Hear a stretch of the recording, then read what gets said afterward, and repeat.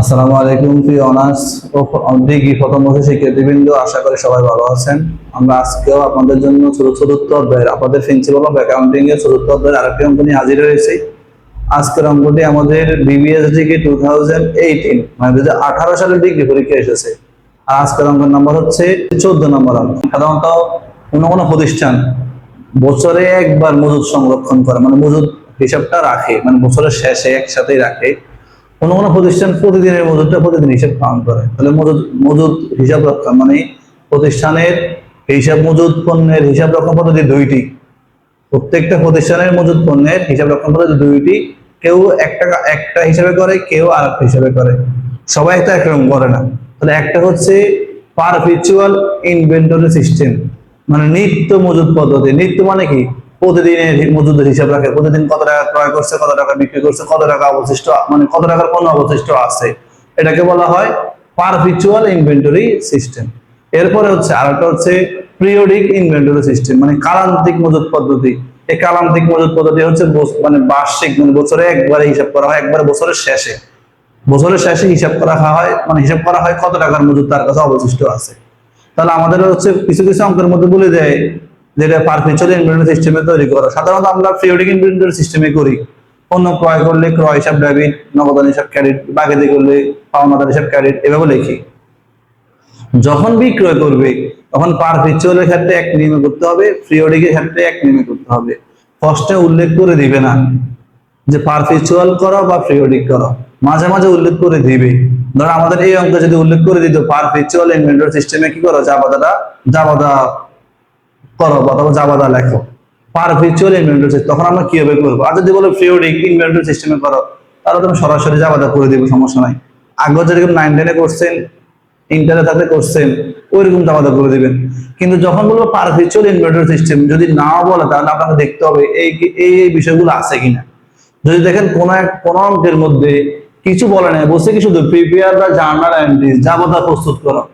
আমাদের বোর্ড প্রশ্ন কিন্তু দেওয়া আছে পারপিচুয়াল ইনভেন্টরি সিস্টেমে জাবাদা দেওয়ার জন্য, কিন্তু আমরা আপনাদেরকে বোঝানোর জন্য আমরা ওই কথাটা লিখি নেই।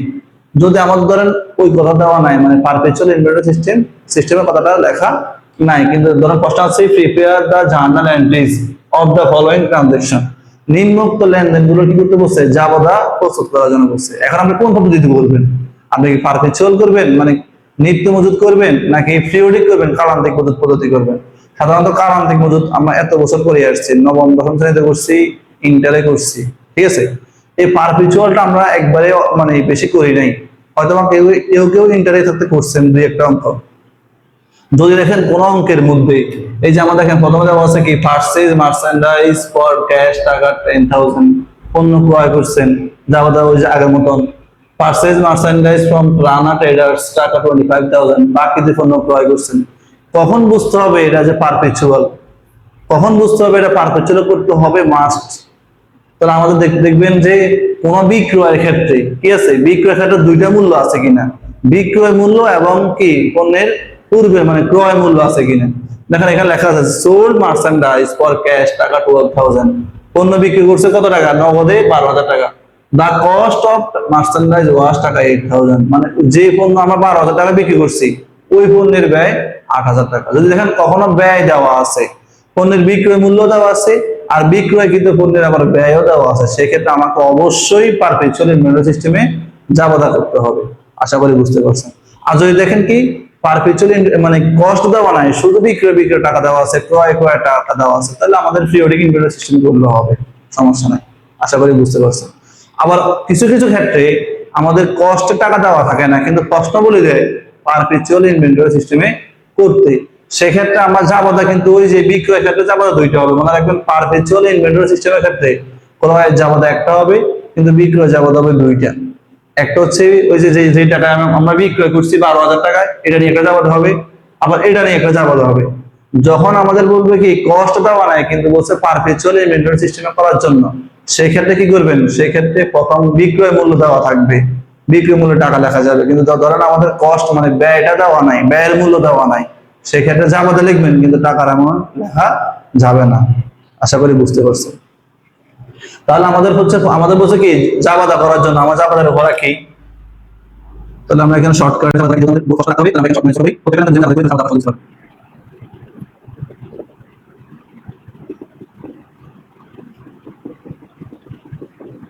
এটা হচ্ছে আমাদের জামাতার ঘর। তাহলে জেনারেল জার্নাল বলছে যেটা আমাদের প্রথম দেখেন বলছে কি জুন 1 কি বলছে June 1 purchase merchandise for cash টাকা 110,000 10,000 টাকার পণ্য ক্রয় করছেন মজুদ পণ্য মার্চেন্ডাইজ ইনভেন্টরি যেটা বলে পণ্য ক্রয় করছেন কত টাকা 10,000 টাকা। তাহলে আমরা এখানে সাধারণত কি লিখতাম পারচেজ ডেবিট ক্রয় মানে ক্রয় ডেবিট ক্যাশ ক্রেডিট। তাহলে যেহেতু এখানে কি করছেন মার্চেন্ডাইজ মার্চেন্ডাইজ এখানে আমাদের মার্চেন্ডাইজ কথাটা লিখতে হবে কেন আমরা এটা হচ্ছে পারপেচুয়াল ইনভেন্টরি সিস্টেম। তাহলে এখানে কি লেখা যাবে না সরাসরি পারচেজ লেখা যাবে না কি লিখতে হবে মার্চেন্ডাইজ ইনভেন্টরি ডেবিট জুন 2000 লিখলাম 2018 জুন 1 লিখলাম হচ্ছে মার্চেন্ডাইজ ইনভেন্টরি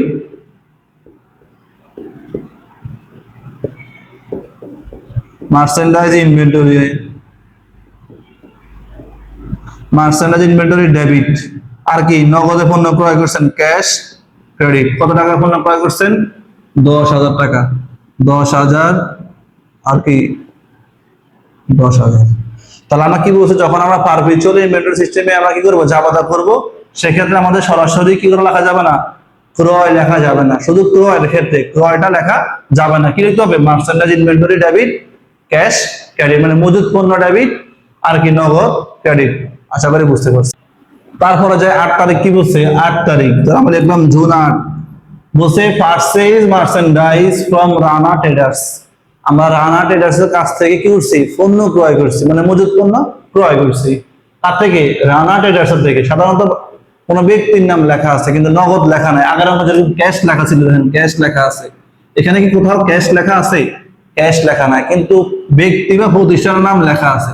তাহলে আমরা নবম দশম শ্রেণীতে শিখছি কোন ব্যক্তি বা প্রতিষ্ঠানের নাম লেখা থাকলে নগদ কথা লেখা না থাকলে তাহলে এটা বুঝতে হবে বাকিতে লেনদেন কি লেনদেন বাকিতে লেনদেন ব্যক্তি বা প্রতিষ্ঠানের কাছ থেকে ক্রয় করছি অথবা বিক্রয় করছি সেক্ষেত্রে নগদ লেখা নাই ব্যাংক লেখা নাই কোনো মাধ্যম লেখা নাই শুধু বলছে কি আমরা এই ব্যক্তির কাছ থেকে ক্রয় করছি বা এই ব্যক্তির কাছে বিক্রয় করছি সেক্ষেত্রে বুঝতে হবে এটা বাকিতে লেনদেন। আশা করি বুঝতে পারছেন। তাহলে বাকিতে পণ্য ক্রয় করলে যাবাতে কি হবে আগে যাবাতে কি হয়েছে নগদে merchandise inventory debit cash credit তো মনে রাখবেন ক্রয়ের সম্পর্ক পাওনাদারের সাথে ক্রয়ের সম্পর্ক কার সাথে পাওনাদারের সাথে তাহলে যাবতে হবে merchandise inventory debit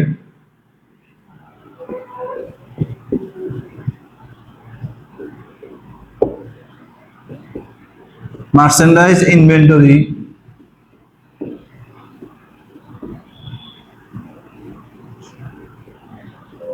inventory debit merchandise inventory debit যেহেতু আমরা বলছি কি কিসে কোন ব্যক্তি বা প্রতিষ্ঠানের কাছ থেকে ক্রয় করছি তাহলে বাকিতে তাহলে হবে অ্যাকাউন্টস পেয়েবল ক্রেডিট যারা কি হয়েছে merchandise inventory debit accounts payable credit কত টাকা বলছি 25,000 টাকা লিখলাম 25,000 টাকা ডেবিট আবার 25,000 টাকা ক্রেডিট। তাহলে আমরা কি বুঝছি বলছি যে কোন ব্যক্তি বা প্রতিষ্ঠানের কাছ থেকে যদি বাকিতে ক্রয় করেন বা বাকিতে বিক্রয় করেন কেমনে বুঝবেন নগদ কথা লেখা থাকবে না কোনো মাধ্যম লেখা থাকবে না সরাসরি লেখা আছে এই ব্যক্তির কাছ থেকে ক্রয় করছি বা এই ব্যক্তির কাছে বিক্রয় করছি সেক্ষেত্রে জাবাদা হবে কি ধারে বিক্রয় বা ধারে ক্রয় জাবাদা ধারে ক্রয় জাবাদা কি হয়েছে merchandise inventory debit accounts payable credit মানে ক্রয়ের সম্পর্ক পাওনাদারের সাথে বিক্রয় সম্পর্ক দেনাদারের সাথে এটা মনে রাখবেন। আশা করি বুঝতে পারছেন। তারপরে যাই হচ্ছে কয় তারিখ 12 তারিখ বলছে কি সোল্ড মার্চেন্ডাইজ বিক্রয় করছেন এইবার হচ্ছে আমাদের মেইন কাজ আমরা ক্রয়ের সময় কোনো কিছু করি না শুধু একটা জিনিস পরিবর্তন করছি কি পার্সেলের জায়গায় কি লিখছি মার্চেন্ডাইজ ইনভেন্টরি শুধু এটাই পরিবর্তন করছি কিন্তু বি আমরা বলছি কি যখন আমরা পারপেচুয়াল ইনভেন্টরি সিস্টেম করবেন মানে নিত্য মজুদ পদ্ধতি করবেন সেক্ষেত্রে আমাদের বিক্রয় যাবত হবে দুইটা কয়টা দুইটা। এখন দেখেন কিভাবে দুইটা করি তাহলে আমাদের সোল্ড মার্চেন্ডাইজ ফর ক্যাশ কি করছেন পণ্য বিক্রয় করছেন কত টাকা 12,000 নগদে পণ্য বিক্রয় করছেন তাহলে প্রথম যাবত হবে এই যে এই লাইনটা নগদে পণ্য বিক্রয় প্রথম যাবত হবে কি লিখলাম 12 তারিখ প্রথম যাবত হবে হচ্ছে ক্যাশ ডেবিট কেন ক্যাশ ডেবিট কারণ আমরা নগদে পণ্য বিক্রি করছি কিসে বিক্রি করছি এই যে ক্যাশ ফর ক্যাশ নগদে বিক্রি করছেন ক্যাশ ডেবিট আর কি হবে সেলস ক্রেডিট সেলস ক্রেডিট কত টাকা হবে? এই 12,000 টাকা হবে, লিখলাম 12,000। এই গেছে 1 নম্বর জাবাদা। এটা হচ্ছে আমার বিক্রয়কে যে টাকায় বিক্রয় করছি বিক্রয় মূল্য নিয়ে জাবাদা দিছি। এখন আপনারা বলছে কি দা কস্ট অফ, কি বলছে? দা কস্ট অফ মার্চেন্ডাইজ, উক্ত পণ্যের ব্যয় ওয়াজ টাকা 8,000, ছিল 8,000 টাকা। বলছে কি উক্ত পণ্যের ব্যয় 8,000 টাকা ছিল। এখন এই ব্যয় নিয়ে একটা জাবাদা দিতে হবে। তাহলে কি দিবেন? যেহেতু আমাদের দেখেন 2 নাম্বার, আমরা কি করি? পণ্য বিক্রয় করি। প্রথমে পণ্য ক্রয় করছি, এখন পণ্য বিক্রয় করতেছি। তাহলে কি মজুদ বাড়ে না কমে? মজুদ কমে। তাহলে আমরা আগে প্রথমে কি দিচ্ছি? যখন আমরা পণ্য বিক্রয় করবেন, জাবাদা হবে একটা বিক্রয় জাবাদা, আর এটা দিতে হবে কি কষ্টের জাবাদা। কিসের জাবাদা? কষ্টের জাবাদা। যেহেতু আমাদের হচ্ছে কি বলছি, আমরা হচ্ছে যেহেতু পণ্য বিক্রি করছি, একটা হচ্ছে বিক্রয় জাবাদা, আর একটা হচ্ছে কিসের জাবাদা? কষ্টের জাবাদা। মানে যে টাকাটা আমরা ব্যয় করছি, মানে যে টাকা দিয়ে আমরা পণ্যটা ক্রয় করে নিয়ে আসছি, ওই টাকার একটা জাবাদা দিতে হবে। তো এটা জাবাদা মনে রাখবেন। বিক্রয়ের ক্ষেত্রে পারপেচুয়াল ইনভেন্টরি সিস্টেমের মধ্যে 2টা জাবাদা হয়, একটা বিক্রয় মূল্য নিয়ে, একটা কস্ট প্রাইস নিয়ে। কস্ট প্রাইসের জাবাদা সব সময় এক। জাবাদা কি? Cost of goods sold debit, cost of goods sold, cost of goods sold debit. আর কি? Merchandise inventory, merchandise inventory credit. কত টাকা বলছে কস্ট? এই যে 8,000 টাকা। এখানে লিখবেন 8,000, এখানে লিখবেন 8,000। মানে আমরা হচ্ছে যে টাকার পণ্য বিক্রয় করছি 12,000 টাকা, ওই টাকা জাবাদাটা দিতে হবে। ওই টাকা হচ্ছে 8,000 টাকা। জাবাদ হবে cost of goods sold debit merchandise inventory credit. মানে পারপেচুয়াল ইনভেন্টরি সিস্টেমের ক্ষেত্রে বিক্রয়ের মধ্যে 2 নম্বর জাবাদা সবসময় এই কথাটাই হবে, শুধু টাকার অ্যামাউন্টটা পরিবর্তন হবে। আশা করি বুঝতে পারবেন। দেখেন পরে 20 নম্বরটা কি বলছে? 20 নম্বরটা বলছে সোল্ড মার্চেন্ডাইজ, আবার বিক্রয় করছেন টু রহিম ট্রেডার্স, রহিম ট্রেডার্স এর কাছে। এবার আমরা বলছি আগে ছিল নগদে বিক্রি করছি, এবার বলছে কি একজন ব্যক্তির কাছ থেকে বিক্রি অথবা একটা প্রতিষ্ঠানের কাছে বিক্রি করতেছি। রহিম ট্রেডার্স টাকা কত? সেই 30,000, 30,000 টাকা রহিম ট্রেডার্স এর কাছে কি করা হয়েছে? পণ্য বিক্রি করা হয়েছে। এখানে কোথাও ক্যাশ লেখা নাই, তাহলে বুঝতে হবে এটাও কি বাকিতে বিক্রয়। আর বাকিতে বিক্রয় সম্পর্ক কার সাথে? জানাদারের সাথে, মানে কি অ্যাকাউন্ট রিসিভেবলের সাথে। তাহলে আমার জাবাদা হবে প্রথম জাবাদা, যেহেতু বিক্রয় জাবাদা বলছে কয়টা হবে? বিক্রয় জাবাদা নগদ হোক বাকিতে হোক, জাবাদা 2টাই হবে। কোন নিয়মের ক্ষেত্রে? পারপেচুয়াল ইনভেন্টরি সিস্টেমের ক্ষেত্রে বিক্রয় জাবাদা সব সময় 2টা হবে, এটা মনে রাখবেন। তাহলে আমাদের প্রথম জাবাদা যেহেতু আমরা বাকিতে বিক্রয় করছি, কি হবে? Accounts receivable debit, sales credit. এই হচ্ছে 1 নম্বর জাবাদা। টাকা হচ্ছে কত টাকা বলছে? 30,000 টাকা বিক্রি করছে, 30,000 লিখলাম, 30,000, 30,000। ঠিক আছে, এই গেছে একটা। এরপরে দেখেন বলছে কস্ট, কস্ট টাকা 18,000, মানে যে পণ্যের মূল্য ছিল 18,000 টাকা, সেই পণ্য আমরা বিক্রি করছি 30,000 টাকা। তাহলে আমাদের 18,000 টাকার কি হয়েছে? পণ্য কমে গেছে। তাহলে এই পণ্য যেটা কমে গেছে এটা জাবাদা দিতে হবে। জাবাদাটা কি বলছি? প্রত্যেকটা সময় জাবাদা একই থাকবে, শুধু টাকার অ্যামাউন্টটা চেঞ্জ। জাবাদা হচ্ছে cost of goods sold debit আর কি মার্চেন্ডাইজ ইনভেন্টরি ক্রেডিট। তাহলে এখানে লিখলাম 2 নম্বর জাবাদা cost of goods sold, goods sold debit, সংখ্যা বলে আছে গুডস সোল্ড ডেবিট আর কি মার্চেন্ডাইজ ইনভেন্টরি ক্রেডিট। কত টাকা বলছে? বলছে 18,000 টাকা, 18,000 টাকা লিখলাম, 18,000 টাকা। এটাই হচ্ছে আমাদের কি 2 নম্বর এন্ট্রির বাকি বিক্রয় জাবাদা হচ্ছে এটা। আর যে বিক্রিত পণ্যটা আমরা বিক্রি করছি ওই পণ্যের কস্টের জাবাদা হচ্ছে এটা। আশা করি বুঝতে পারছেন। পরে যায় 25 তারিখ, কি বলছে? Paid the amount due to Rana traders. এখন দেখতে হবে রানা ট্রেডার্স কোথায় আছে। দেখেন রানা ট্রেডার্স আছে কয় তারিখে? 8 তারিখে। কয় তারিখে? 8 তারিখে আছে কি রানা ট্রেডার্স, রানা ট্রেডার্স। বলছে কি পেড দ্য অ্যামাউন্ট, পরিশোধ করা হয়েছে উক্ত টাকা ডিউ টু রানা ট্রেডার্স, যে টাকাটা রানা ট্রেডার্স আমাদের কাছ থেকে পেত বা আমাদের কাছ থেকে যে টাকাটা রানা ট্রেডার্স পাবে তার টাকাটা আমরা পরিশোধ করে দিয়ে দিচ্ছি। বলছে কি পারচেজ, ক্রয় করছি merchandise from Rana traders, Rana traders এর কাছ থেকে আমরা পণ্য ক্রয় করছি কত টাকার? 25,000 টাকার। এখন ওই যে 25,000 টাকা পেতো তাকে আমরা ওই টাকাটা দিয়ে দিছি। এখন দেখেন এখানে কিছু কাজ আছে, কাজটা আমরা কি বুঝছি আমরা পড়ি নাই, কারণ ওই তখন কাজ ছিল না এটা। এখন এটা যেহেতু কাজ আসছে এখন এটা করতে হবে। বলছে কি টার্মস আওয়াজ, দেখেন টার্মস, টার্মস মানে কি শর্ত। আমরা যখন ওই যে আমরা নবম দশম শ্রেণীতে তবে ইন্টারেস্ট আমরা চালান করছেন, চালানের শর্ত দেওয়া থাকতো, দেখেন শর্ত দেওয়া আছে টার্মস 2/10 2/10 নিড 30, মানে হচ্ছে যদি আমরা এই যে 10 যেটা দেওয়া আছে 10 মানে হচ্ছে ডেজ 10 দিন, এটা কি ডে, এই যে নিড 30 এটাও ডে, এটাও দিন, এটাও কি ডে। মানে কথা হচ্ছে যদি আমরা 10 দিনের ভিতরে টাকাটা পরিশোধ করে দিই, 8 এর সাথে আরো 10 যোগ করলে কদিন হয় 18 তারিখ, মানে আমরা যদি 18 তারিখের মধ্যে টাকাটা পরিশোধ করি, এমন 18 তারিখ বসে এই যে 10 লাখ মানে 10 দিনের মধ্যে টাকাটা পরিশোধ করি, তাহলে সে আমাকে 2% বার্তা দিবে, এটা হচ্ছে ডিসকাউন্ট, এটা কি ডিসকাউন্ট, সে আমাকে 2% কি দিবে, নগদ নগদ ডিসকাউন্ট মানে বার্তা দিবে। পরে বলছে যদি আমরা 10 দিনের ভিতরে টাকা পরিশোধ না করি, আমাকে অবশ্যই 30 দিনের ভিতরে টাকাটা পরিশোধ করতে হবে, এটা হচ্ছে শর্ত। 10 দিনের ভিতরে দিলে 2% বার্তা পাবেন, আর 10 দিনের ভিতরে টাকা যদি না পরিশোধ করতে পারেন তাহলে কোনো বার্তা নাই, কিন্তু আমাকে 30 দিনের ভিতরে টাকা পরিশোধ করতে হবে। এখন দেখি আমরা প্রথম 8 তারিখে পণ্য ক্রয় করছি, সে আমাকে শর্ত দিছে 10 দিন, 10 দিন হলে 2%, আমরা তো টাকার লোভে মানে ছাড় পাওয়ার লোভে তো টাকাটা পরিশোধ করার চেষ্টা করবো, দেখি আমরা কি টাকাটা পরিশোধ করতে পারছি কিনা। 8 এর সাথে 10 যোগ করলে কত হয় 18, কিন্তু টাকা পরিশোধ করছে কবে 25 তারিখ, বার্তা পাবেন না, বার্তা পাওয়া যাবে না। তাহলে আমাদের এখানে যে টাকাটা সে আমার কাছ থেকে পাবে, আমার তাকে পুরো টাকাটা পরিশোধ করতে হবে, কোনো ছাড় টার নাই, কোনো কি নাই, ছাড় নাই, কোনো ডিসকাউন্ট নাই। কেন? কারণ 10 দিনের ওভার হয়ে গেছে, 10 দিনের ওভার হয়ে গেলে কোনো ডিসকাউন্ট পাবে না। এখানে আরেকটা কথা আছে, FOB shipping point, FOB shipping point এটা হচ্ছে কি গন্তব্যস্থল পর্যন্ত, কি বলছে এফওবি শিপিং পয়েন্ট গন্তব্যস্থল পর্যন্ত, মানে আমরা বলে দিচ্ছি আমাকে এই জায়গায় পণ্যটা প্রেরণ করেন, সার্কেল বাজার থেকে বলে দিচ্ছি আমাকে হালিমা দিঘির পাড়ে এই জায়গায় পণ্যটা প্রেরণ করেন, আমি গাড়ি ভাড়া দিয়ে দিব। মানে যখন ক্রেতা কি বলছে, যখন ক্রেতা পরিবহন খরচ প্রদান করবে তখন তাকে বলা হয় এফওবি শিপিং পয়েন্ট। মানে বিক্রেতার কাজ হচ্ছে পণ্যটা জায়গায় পৌঁছে দেওয়া, আর ক্রেতার কাজ হচ্ছে পরিবহন খরচটা প্রদান করা। যেহেতু এখানে পরিবহন খরচ দেওয়া নাই, তাহলে আমাদের এটা কোনো কাজ নাই, শুধু কাজটা কি, কাজটা দেখতে হবে শর্তটা কি দেওয়া আছে, শর্ত অনুযায়ী কি সে টাকাটা পরিশোধ করতে পারছে কিনা।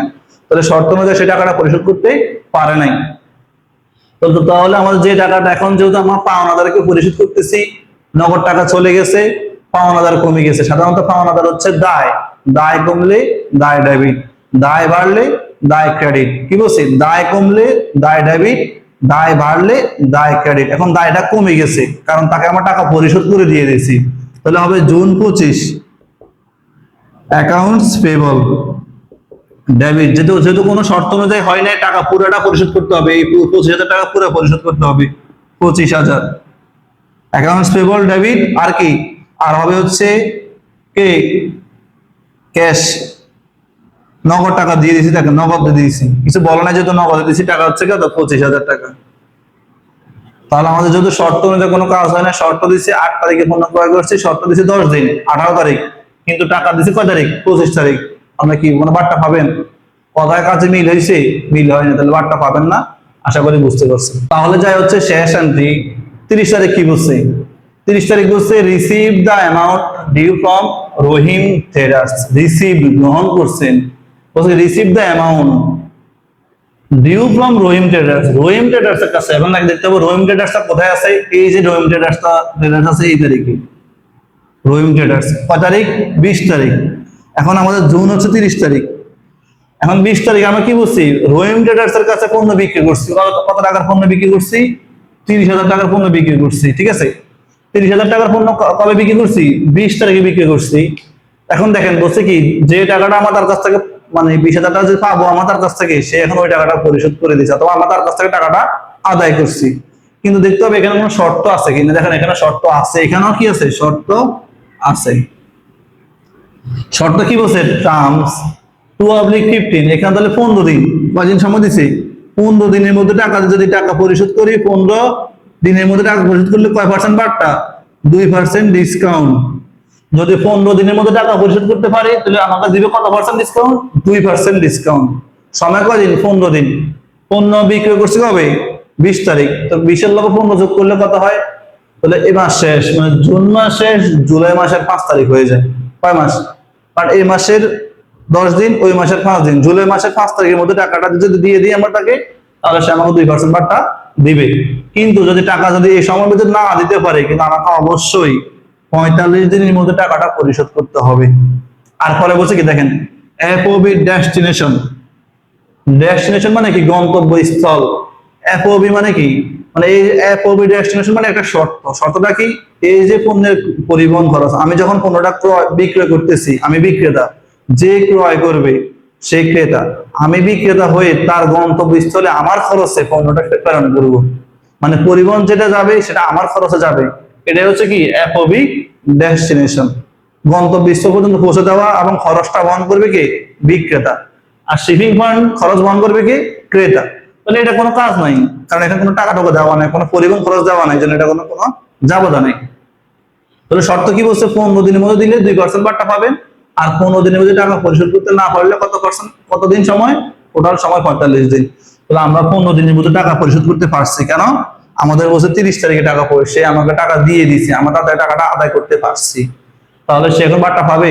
অবশ্যই বাট্টা পাবে, কারণ আমাদের সময় ছিল জুলাই মাসের 5 তারিখ, সে কিন্তু জুন মাসের 30 তারিখে টাকা দিয়ে দিছে। কোন মাসে? জুন মাসের 30 তারিখে সেটা আমাদেরকে টাকাটা দিয়ে দিছে। তাহলে আমাকে তার কি করতে হবে? বাট্টা দিতে হবে। যখন আমরা টাকা আদায় করছি, কার কাছ থেকে? দেনাদারের কাছ থেকে টাকা আদায় করি। যখন দেনাদার টাকা দিয়ে দেয়, দেনাদার কমে যায়, দেনাদার ক্রেডিট দিকে চলে যায়, তার টাকা আমরা কি পেয়েছি? নগদ টাকা পেয়েছি, দেখলাম ক্যাশ ডেবিট। Cash debit. আমরা কি তার কাছ থেকে এই যে আমার কত টাকা পেতাম? আমরা পেতাম হচ্ছে 30,000 টাকা। কত টাকা পেতাম? 30,000 টাকা পেতাম। কষ্টের টাকাটা আসবে না, আসবে কোনটা? যে দামে আমরা বিক্রি করছি ওই দামটাই হবে। তাহলে আমরা পেতাম তার কাছে 30,000 টাকা। এখন কি পুরো টাকাটা আমরা পেয়েছি? না, আমরা তার কিছু টাকা ছাড় দিয়েছি, ডিসকাউন্ট আছে এখানে। তো লিখতে হবে ডিসকাউন্ট এক্সপেন্স। ডিসকাউন্ট এক্সপেন্স মানে বাট্টা খরচ ডেবিট। এখন বাট্টা খরচ কত পার্সেন্ট? 2% বাট্টা খরচ। তাহলে আমাদের এখানে তাহলে 30,000 টাকা 2% কত হয়? 2% হচ্ছে 600 টাকা। কত টাকা? 600 টাকা। তাহলে আমাদের হচ্ছে accounts receivable. Accounts receivable credit. সে আমরা তার কাছ থেকে মানে দেনাদারের কাছ থেকে কত টাকা পেতাম? আমরা দেনাদারের কাছ থেকে কত টাকা পেতাম? 30,000 টাকা পেতাম। 30,000 টাকা লিখলাম, 30,000 টাকা ক্রেডিট। তাহলে আমরা তাকে কত টাকা ছাড় দিছি? 600 টাকা। বাদ বাকি যে টাকাটা আছে 29,400 টাকা, এটা আমরা নগদ টাকা পেয়েছি তার কাছ থেকে, দেখলাম 29,400। এটাই হচ্ছে কি আমাদের ডিসকাউন্টের কাজ। আশা করি বুঝতে পারছেন।